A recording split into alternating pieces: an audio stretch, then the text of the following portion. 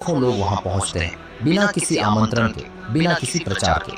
सवाल उठता है, आखिर क्या है रामदेवरा में ऐसा जो लोग घर बार, आराम, सुविधा सब छोड़ पैदल ही वहां खींचे चले जाते हैं? क्या सिर्फ आस्था है? क्या ये परंपरा है, या इसके पीछे कोई गहरा छुपा हुआ आध्यात्मिक रहस्य है? एक ऐसा बुलावा जो दिखाई नहीं देता लेकिन महसूस होता है। कुछ लोग कहते हैं कि उन्हें सपने में कोई घोड़े पर बैठा आया और कहा, चल अब तेरा वक्त है। किसी को अचानक दिल में आया कि जब तक रामदेवरा ना जाऊं चैन नहीं मिलेगा। और किसी को जीवन की ऐसी पीड़ा थी कि उसने कहा, अगर तू सच है तो बुला ले, और वो बुला लिया गया। इस कथा में हम आपको दिखाएंगे वो सब जो दुनिया ने कभी किताबों में नहीं पढ़ा। रामदेवरा के पीछे छुपा वो चमत्कारी बल जो एक इंसान को साधारण से दिव्य बना देता है, जो पैरों को थकाता नहीं, आत्मा को जगा देता है, जो जीवन को मोड़ता नहीं, उसे बदल देता है। आज हम जानेंगे लोग रामदेवरा क्यों जाते हैं, और वो भी पैदल। रात के 3 बजे का समय था, सब कुछ शांत था। बाहर अंधेरे में सिर्फ हल्की हवा की सरसराहट और दूर से आती किसी मंदिर की घंटी की धीमी आवाज गूंज रही थी। लेकिन उस रात राजस्थान के एक छोटे से गांव में एक 58 वर्षीय किसान मांगीलाल की नींद अचानक खुल गई। माथे पर पसीना, आंखों में एक अनजाना तेज, और होंठों पर सिर्फ एक शब्द, बुलावा आ गया है। बिना किसी योजना, बिना किसी तैयारी, उसने तुरंत अपनी पत्नी को जगाया और बोला, मैं रामदेवरा जा रहा हूँ, पैदल। और उस समय जो उसकी पत्नी की आंखों में भाव थे, वो भय और विश्वास के बीच झूलते हुए थे, क्योंकि उसने भी अपने जीवन में सैकड़ों बार ऐसे बुलावे की कहानियां सुनी थीं कि कोई साधारण इंसान, भले ही बूढ़ा हो, बीमार हो या निर्धन, एक दिन अचानक सब कुछ छोड़कर चल पड़ता है रामदेव पीर की भूमि की ओर, जैसे किसी अदृश्य शक्ति ने भीतर से पुकारा हो। और यहीं से शुरू होती है वो रहस्यमयी यात्रा जिसकी कोई स्पष्ट शुरुआत नहीं होती, ना ही कोई ठोस कारण दिखाई देता है, लेकिन जिसकी डोर एक अलौकिक अनुभूति से बंधी होती है। कहते हैं रामदेव पीर का बुलावा आता नहीं, होता है, और जब होता है तो इंसान अपनी दुनिया, जिम्मेदारियों, दर्द, उम्र, थकान और सभी डर को त्याग कर केवल एक ही धुन में बंधा हुआ चलता है, राम सा पीर, राम सा पीर।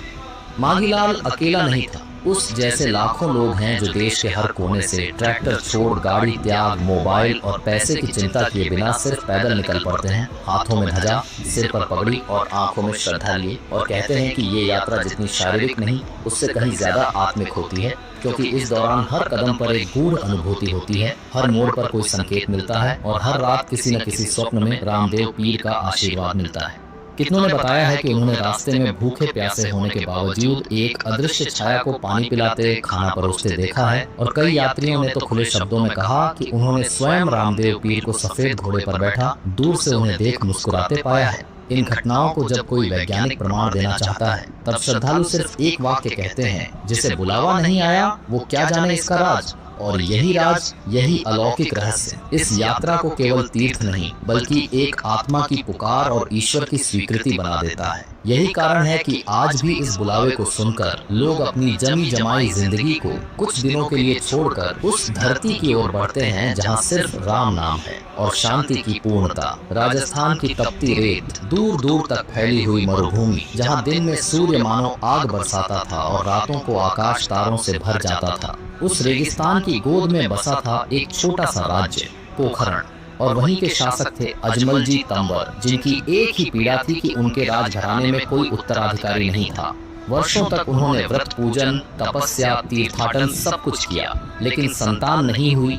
और तब एक दिन जब वो निराश होकर विष्णु भगवान के मंदिर में जाकर अंतिम बार प्रार्थना कर रहे थे, उसी रात उन्हें स्वप्न में भगवान श्री कृष्ण के दर्शन हुए। बाल रूप में, मोर पंख लगाए, बांसुरी हाथ में। उन्होंने कहा, मैं स्वयं तुम्हारे घर जन्म लूंगा, लेकिन एक शर्त है, मुझे पहचानना पड़ेगा, वरना मेरी लीला अधूरी रह जाएगी। अगली सुबह महाराज अजमल जी की आंखें खुली तो उनके जीवन में पहली बार एक अनजानी शांति थी, और 9 महीनों के भीतर महारानी मैनादे ने एक दिव्य बालक को जन्म दिया, जिसका नाम रखा गया रामदेव। लेकिन वो कोई साधारण बालक नहीं था। जन्म के साथ ही उसके मुख पर तेज, शरीर पर कांति और आंखों में ऐसा गहरा विवेक था कि राजमहल के पंडितों ने कह दिया कि यह बालक साधारण मानव नहीं, कोई दिव्य अवतार है। कहते हैं बचपन में ही रामदेव जी ने भूख प्यास पर नियंत्रण करना सीख लिया था। उन्हें ना तो सोने का मोह था और ना ही राजसी वैभव में कोई रुचि, बल्कि वो दिन भर महलों से निकलकर आम जनता के बीच रहते, गरीबों को खाना खिलाते और बीमारों को स्पर्श कर ठीक कर देते। यह वो समय था जब समाज ऊंच नीच, जात पात और छुआछूत के गहरे जाल में जकड़ा हुआ था, लेकिन रामदेव जी ने उन बंधनों को तोड़ा। उन्होंने दलितों को गले लगाया, मुसलमान फकीरों को मंदिर में स्थान दिया और हर किसी को एक ही प्रभु की संतान कहकर अपनाया। उनके इन कार्यों से जहां एक ओर जनसाधारण उन्हें भगवान मानने लगा, वहीं दूसरी ओर पुरोहित वर्ग और समाज के कुछ रूढ़िवादी लोग उनके विरुद्ध हो गए। लेकिन रामदेव जी अपने मार्ग पर अड़िग रहे। कहते हैं उन्होंने केवल 33 वर्ष की आयु में ही समाधि ले ली, लेकिन मरते समय उन्होंने कहा, मैं समाधि में नहीं सोऊंगा, मैं जीवित रहूंगा और जब भी कोई मुझे पुकारेगा मैं उसके पास उपस्थित हो जाऊंगा। यही कारण है कि आज भी लोग कहते हैं कि रामदेव पीर जीवित संत हैं। वो अपने भक्तों के साथ चलते हैं, उन्हें मार्ग दिखाते हैं और जब कोई संकट में होता है तो अचानक कोई घोड़े पर बैठा सफेद वस्त्रधारी उसकी मदद करने आ जाता है और बाद में पता चलता है कि वो कोई और नहीं, खुद रामदेव पीर थे। यही वो चमत्कारी उपस्थिति है जिसने उन्हें सिर्फ राजस्थान तक सीमित नहीं रखा, बल्कि गुजरात, हरियाणा, उत्तर प्रदेश, महाराष्ट्र से लेकर पाकिस्तान के सिंध तक में लाखों लोग उन्हें राम सा पीर कहकर पुकारते हैं। हिंदू उन्हें भगवान का अवतार मानते हैं और मुस्लिम उन्हें पीर, लेकिन दोनों के दिलों में उनके लिए एक ही श्रद्धा है और यही कारण है कि उनकी समाधि पर आज भी मंदिर और मस्जिद दोनों हैं और वहाँ दीपक जलाने वाले हाथों में ना कोई धर्म होता है, ना ही कोई पहचान, बस एक विश्वास होता है जो कहता है जो भी सच्चे दिल से बुलाए रामदेव जरूर आते हैं।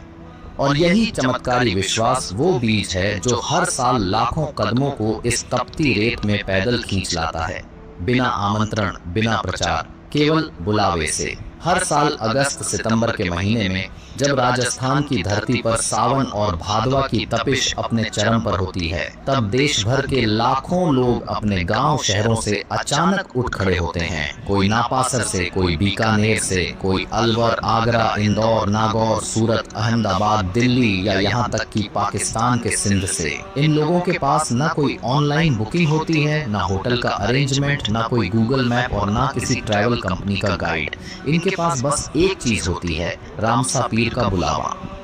ये लोग अक्सर साधारण किसान, मजदूर, व्यापारी, औरतें, बुजुर्ग, यहाँ तक कि विकलांग तक होते हैं, जिनके लिए 400, 500 या 1000 किलोमीटर तक पैदल चलना सामान्यतः असंभव माना जाता है, लेकिन जब बुलावा आता है तो वो असंभव भी सहज बन जाता है। यात्रा का कोई निश्चित रूप नहीं होता, लेकिन हाँ, एक गहरी परंपरा जरूर होती है। लोग झुंडों में चलते हैं, एक दूसरे की सेवा करते हैं, रास्ते में झंडा लेकर चलते हैं जिसे ध्वजा यात्रा कहा जाता है, और जिस घर से यात्रा शुरू होती है वहाँ बाकायदा दीपक जलाकर धूप, दीप और मंत्रों के साथ रामदेव पीर को आमंत्रित किया जाता है कि हे रामसा, हमारे साथ चलिए। जैसे ही यात्रा शुरू होती है, रास्ते में एक अलग ही दुनिया बन जाती है। कुछ लोग नंगे पांव चलते हैं, कुछ सिर पर कांवड़ जैसी टोकरी में सामान रखते हैं, कुछ भजन गाते हुए चलते हैं और कुछ पूरी यात्रा मौन व्रत में रहते हैं। ऐसा लगता है मानो एक अदृश्य शक्तिशाली ऊर्जा इन लोगों को धकेल रही हो, संभाल रही हो। कितनों ने बताया है कि रास्ते में जब उनके पास खाना नहीं था, तब अचानक कोई अनजान बुजुर्ग आकर उन्हें खाना दे गया और जब उन्होंने पीछे मुड़कर देखा तो वो व्यक्ति कहीं दिखाई नहीं दिया। कई यात्रियों ने यह भी बताया कि जब वो थककर गिर पड़े तो किसी सफेद घोड़े पर सवार व्यक्ति ने आकर उन्हें उठाया और कहा, थोड़ा और चल, मंजिल पास है, और वो फिर उठ खड़े हुए। लेकिन जब उन्होंने बाकी लोगों को उस घुड़सवार के बारे में बताया तो कोई और उसे नहीं देख पाया। ऐसे सैकड़ों अनुभवों की कहानियां हैं जो साबित करती हैं कि ये यात्रा केवल पैरों की नहीं, आत्मा की होती है। यात्रा के दौरान जगह जगह लोग सेवा के लिए खड़े मिलते हैं। कोई लस्सी पिला रहा होता है, कोई दलिया, कोई नींबू पानी और कोई बिना जाने पूछे सिर्फ यह पूछता है, रामसा पीर का ध्वजा है ना, कुछ खाओ। एक अनकही करुणा, एक अलिखित अनुशासन और एक चमत्कारी ऊर्जा हर यात्री को संभालती है। कई बुजुर्ग जिनके घुटने जवाब दे चुके होते हैं वो भी चलते हैं और कहते हैं जब दर्द बढ़ता है तो रामदेव खुद सहारा देते हैं। एक बार गुजरात के एक युवक ने पूरी यात्रा घुटनों पर चलकर पूरी की थी और उसका कहना था कि जब वो गिरने लगता था तो किसी ने हाथ पकड़कर उसे संभाला, लेकिन वहाँ कोई दिखाई नहीं देता था। ऐसे अनुभव जब शब्दों में ढालने की कोशिश होती है तो तर्क चुप हो जाते हैं और केवल श्रद्धा बोलती है। यही कारण है कि आज तक कोई वैज्ञानिक, कोई तर्कशास्त्री और कोई मनोवैज्ञानिक इस सवाल का उत्तर नहीं दे पाया कि आखिर वो कौन सी शक्ति है जो एक साधारण मनुष्य को धूप में जलते हुए 1000 किलोमीटर चलने की प्रेरणा देती है। और जवाब हमेशा एक ही आता है, जिसे बुलावा आता है उसे चलना ही पड़ता है, क्योंकि रामदेवरा बुलाता नहीं, खींचता है। और जब कोई उसके दरबार में पहुंचता है तो एक अजीब सी शांत लहर उसके हृदय में उतर जाती है, जैसे जीवन के सारे बोझ वहीं गिर चुके हों। यही वजह है कि ये यात्रा आज भी केवल परंपरा नहीं, एक जीवंत चमत्कार है, हर साल दोहराया जाने वाला, लेकिन कभी भी समान नहीं, हर बार नया, हर बार दिव्य। हर साल भादवा सुदी बीज के दिन जब रामदेवरा में लाखों दीपक जलते हैं, तब एक पल ऐसा आता है जब पूरी हवा में कुछ बदल जाता है, जैसे समय रुक जाता है और वातावरण में एक अदृश्य उपस्थिति का आभास होने लगता है। यह वही क्षण होता है जब भक्त समाधि की ओर देखते हैं और महसूस करते हैं कि वहाँ केवल एक समाधि नहीं, एक चेतन सत्ता विराजमान है, क्योंकि यही वह स्थान है जहां रामदेव पीर ने केवल शरीर छोड़ा लेकिन स्वयं को मिटाया नहीं। कहते हैं 33 वर्ष की आयु में जब उन्होंने समाधि लेने की बात की तो पूरा राज्य रो पड़ा, लेकिन रामदेव जी ने स्पष्ट कहा, मैं जाऊंगा नहीं, बस दृष्टि से ओझल हो जाऊंगा। और जब समाधि ली गई तो वो पारंपरिक मृत्यु जैसी नहीं थी, ना शरीर में क्षीणता थी, ना रोग, ना कोई वेदना, बस उन्होंने मौन साध लिया। कमलासन पर बैठे, आंखें मूंदी, और एक पल में उनके शरीर से दिव्य सुगंध उठी, जैसे किसी पुष्प को सूर्य ने स्पर्श किया हो। और फिर उन्होंने कहा, अब भी जब भी मुझे पुकारोगे मैं यही हूँ। उनकी समाधि पर हर साल लाखों भक्त आते हैं, लेकिन जो बात रहस्यमयी बनाती है वो ये है कि समाधि के पास खड़े होकर अगर आप ध्यान से सुने तो अंदर से गूंजता हुआ कंपन महसूस होता है, जैसे कोई श्वास चल रही हो। वहाँ खड़े पंडित भी कहते हैं कि जब कोई सच्चे भाव से राम सा पीर पुकारता है तो समाधि हल्की गर्म होने लगती है, और कई बार तो वहाँ रखे दीपक बिना हवा के अपने आप हिलने लगते हैं, जैसे कोई अदृश्य शक्ति का स्पंदन हो। कई भक्तों ने समाधि के दर्शन के दौरान बताया कि उन्हें लगा कि कोई पीठ पर हाथ रख रहा है, किसी ने कान में कुछ फुसफुसाया, और जब वो मुड़े तो पीछे कोई नहीं था। मंदिर के पुजारी पीढ़ियों से कहते आ रहे हैं कि रामदेव पीर ने सगुण समाधि ली है, यानी उन्होंने शरीर त्यागा नहीं, उसे स्थिर कर दिया है, और जब चाहे वो